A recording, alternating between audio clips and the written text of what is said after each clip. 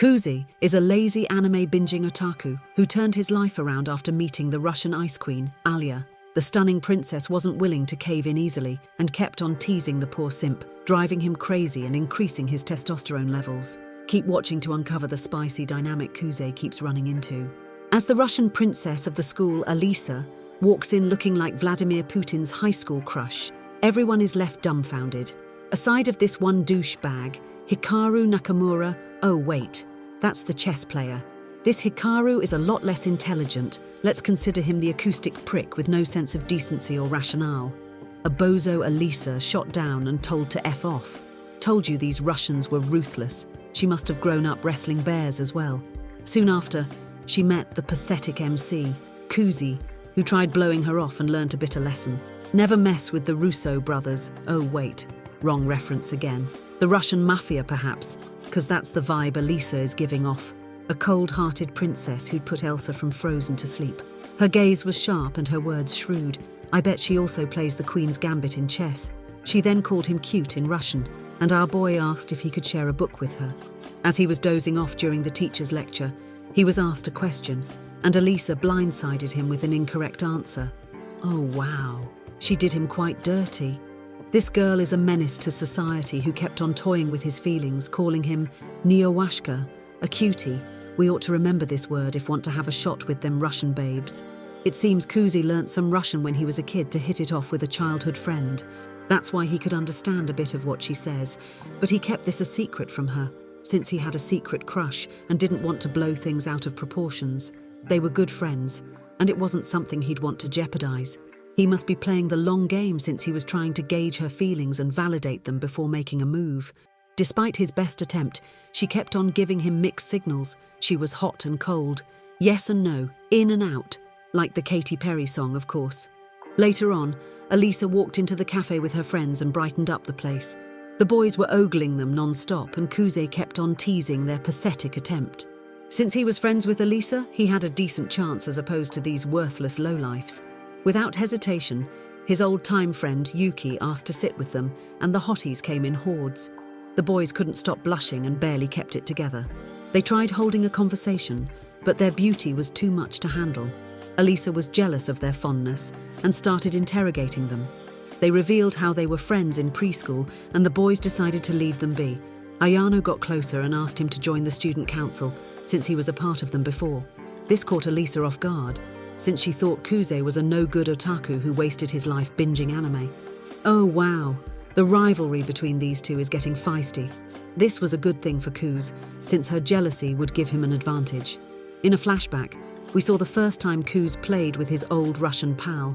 He really enjoyed her presence and tried his best to get along. The following day, he went to school early and cleaned up before anyone arrived. Alisa came by and was astonished by his discipline. She remained condescending, and that's when she revealed the mud on her socks due to a reckless truck driver. The old splash and dash, he called it. Soon after, Alisa tried convincing him to join the student council and commanded him to change her socks. Given his unusual fetish for feet, he could barely keep it together and started sweating. Her aggressive commands turned him on, since he seemed like the type to enjoy dominatrix activities. Once an otaku, always an otaku, I assume. He bent the knee and proceeded to change her sock as slowly as he could. This caused Alisa to lash out and run away. Poor girl, she must be traumatized, even though she started it. She tried avoiding him and even cursed him out. However, she didn't realize how he took a sneak peek of her goody-goodies. Oh yeah, things are about to escalate from here on out. He tried chasing after her, and our girl turned into prime Usain as she bolted out of there.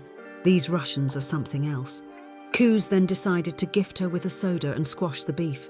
However, her teasing was on a whole other level. Later that day, our boy walked up to Yuki and started acting like a simp, but was caught by the Russian gaze of death. This spelled disaster, but he played it cool and tried helping them organize and tidy up the room. Alisa was strict on him, but secretly flirting with him in Russian, asking him to come to her in a sexy tone. Afterward, the student council president, Kenzaki, walked in and thanked Kuz for his hard work. The Four Eyes was the textbook example of a nerdy overachiever. Kuzi tried blowing him off, but the guy insisted on taking them out for dinner. We all know what he was planning with his ulterior motives, can't fool us, big guy. During dinner, Yuki kept praising Kuzi like she was his biggest fan or something. I'm guessing she's hyping him up to join the student council. Our boy refused, in spite of the relentless efforts these two were pulling. At this point, Yuki was practically begging him to join. Only thing left was to get down on one knee. Given his perverted nature, I figure he'd love that. It was then revealed that Elisa, also known as Alya, was going to run for student council president, so the rivalry begins. Afterward, our boy insisted on walking her back home and started questioning her about the commitment. Being student council president was no joke, and it required tremendous devotion and consistency. No biggie for these Russians, though. As soon as Kuze walked in, we were introduced to his cutie sister, who was too busy reading a manga. Wait a damn minute. Was that Yuki?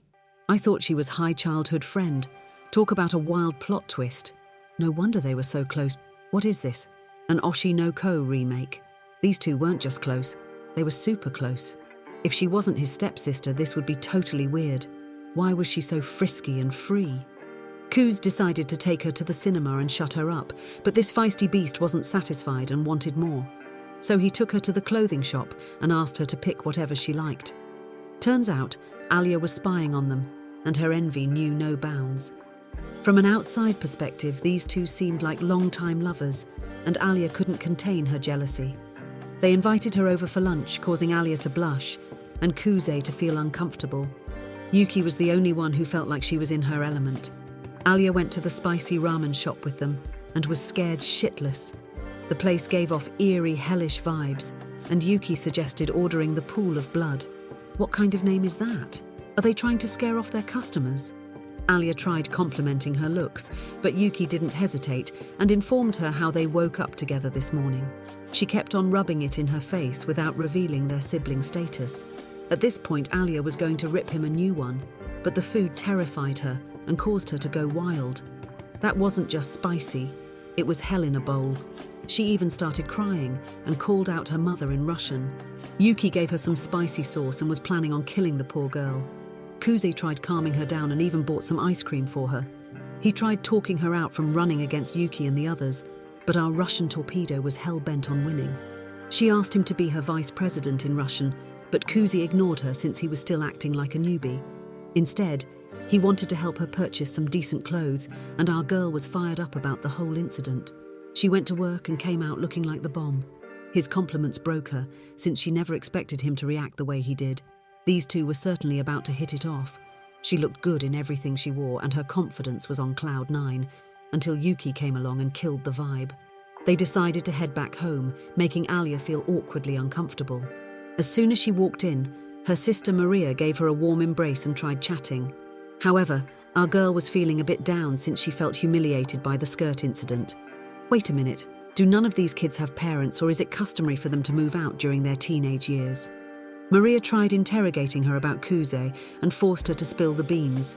She knew there was something more, and in a flashback, Alya was in class when two kids walked up to her and asked her out.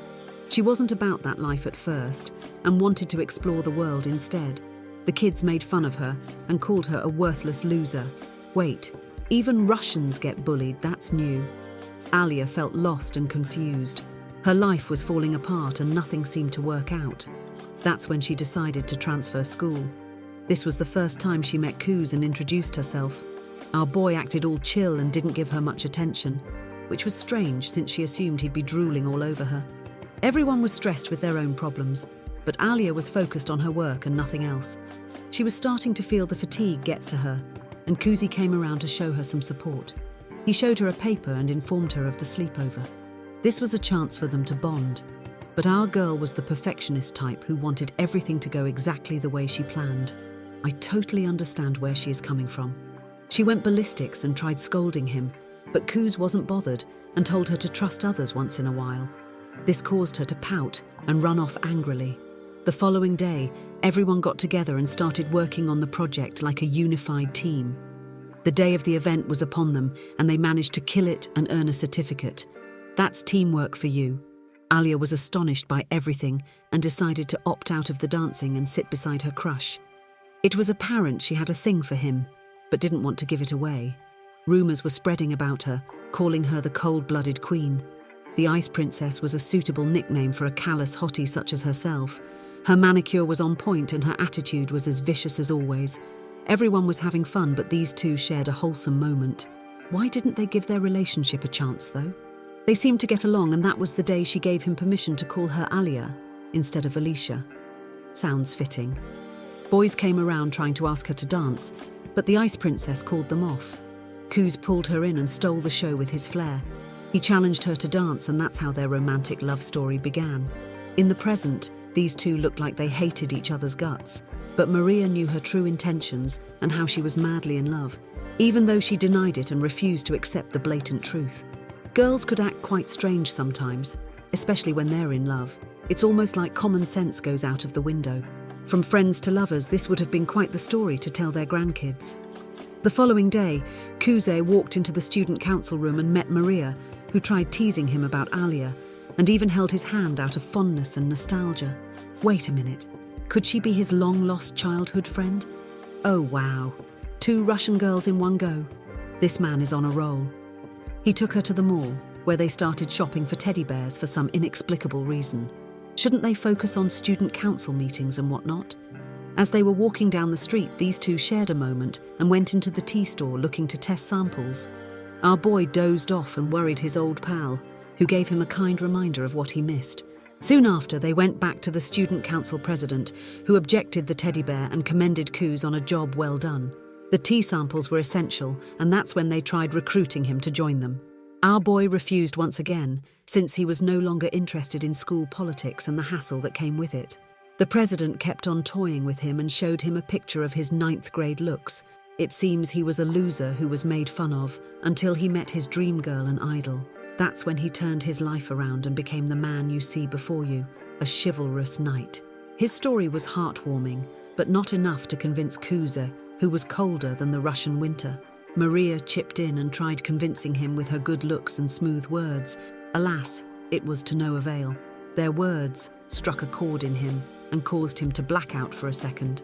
It seems Alya was mediating the soccer teams and was away from the office. Of course, send the Ice Queen to discipline the cocky jocks. Kuze decided to head there and look out for her. Meanwhile, Alya was stuck judging between the soccer and baseball teams who wanted to use the field for their own plans.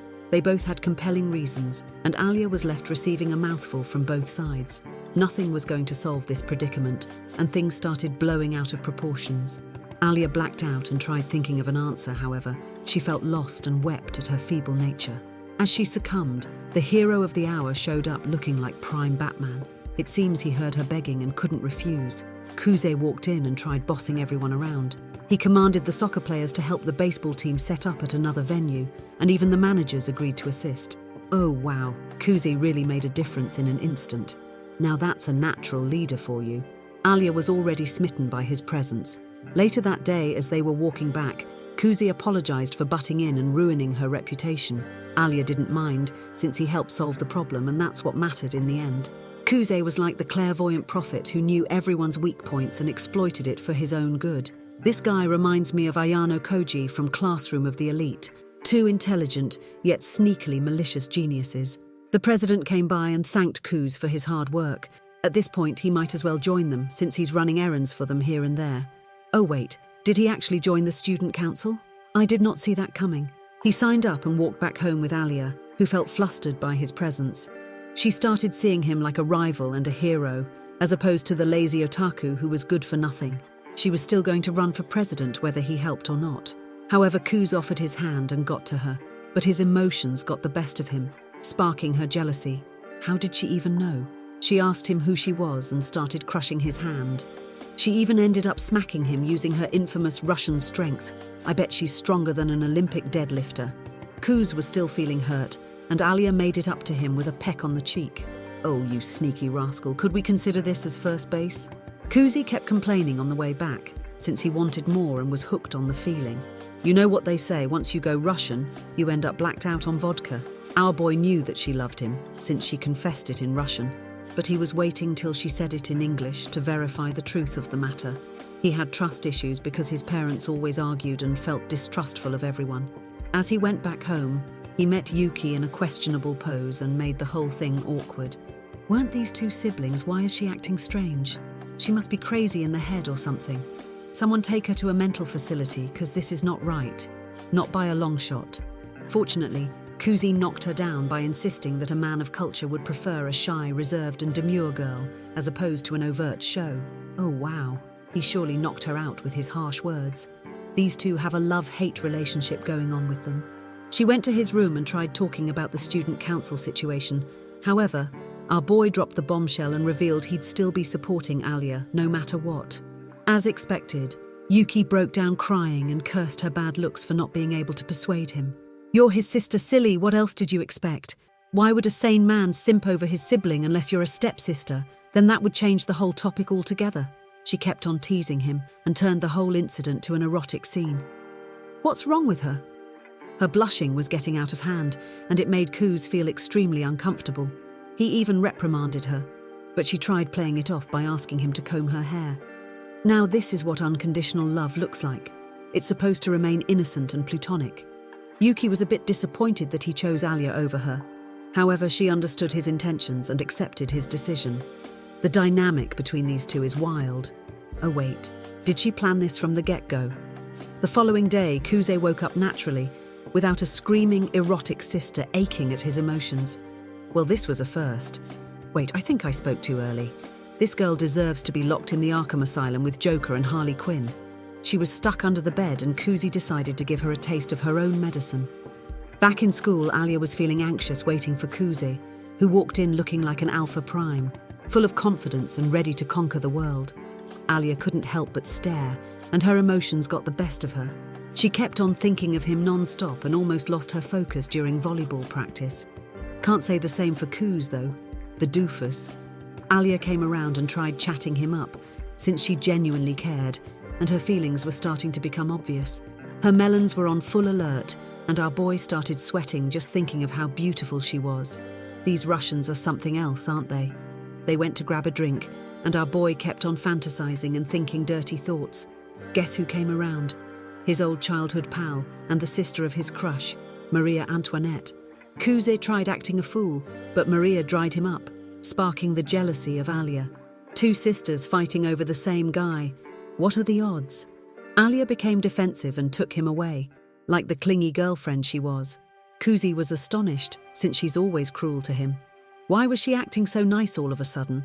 Well, we all know the answer, except him, since love tends to blind people. Alya was upset since he didn't reciprocate and almost crushed his head. The dynamic these two have is worse than the dynamic he had with Yuki. She stormed off angry and decided to give him the silent treatment. This was not going to end well for our boy. And that's when they met the short-haired Chisaki, a beautiful specimen of a human. This girl was popping and could definitely take me anywhere she wanted. Kuze had his eyes set on her, but she was focused on the student council president. Oh man, quite the competition he had before him. Maria walked in and tried teasing them. Oh wow, these two must be a thing. The romance in the air motivated Alya to speak up, and Yuki walked into a room full of monsters. Yuki finished introducing himself and was formally welcomed to the student council board. Everyone was excited to have him on board, especially Yuki, who now saw him as a rival. Alya and Yuki walked out to talk about something and went to an empty classroom. Alya started off by apologizing for stealing Kuzi from her and didn't mean to offend her or anything. Even so, Yuki didn't hold a grudge, since Kuzi went to her through his own accord and volition. That being said, she still loved him and was willing to fight for his admiration and support. Alya didn't feel the same way and refused to confess her love to him, garnering the wrath of Yuki, who was madly in love. Just then, she decided to fight for him and told her to F off in a polite manner. And here I was expecting a thrilling catfight. That was quite lame. Meanwhile, Kuze was hitting it off with Maria, who was focused on her job. Chisaki ran away in awkwardness after fumbling the bag, and Maria decided to take a break and make some tea for everyone. The president was the odd one out and started feeling like a third wheel. She served them both some excellent tea and proved once again why Russians are so adept and skilled. Yuki and Alya came back with a gloomy look on the Russian sweetheart who got really close to Yuki, almost like she was marking her territory. Something went down, and Maria kept teasing her sister about it. It was getting late and Kuze wanted to walk his betrothed back, However, he asked her out for some coffee and took her to an ice cream parlor. Sweetness overload, if you ask me, since Alya looked like she tasted divine. He then got straight into business and started discussing the upcoming presidential election. He warned her of Yuki and how decisive she was when it came to debates and campaigns. This bothered Alya a lot, who almost zoned out and devoured her dessert. She tried feeding him a bite and caused him to make a scene. Yuki tried playing it off by ordering more food. Hold up, wasn't this a bona fide date at this point? These two would have made the perfect power couple if they gave things a chance. Unfortunately, Kuze walked her back home and called it a day.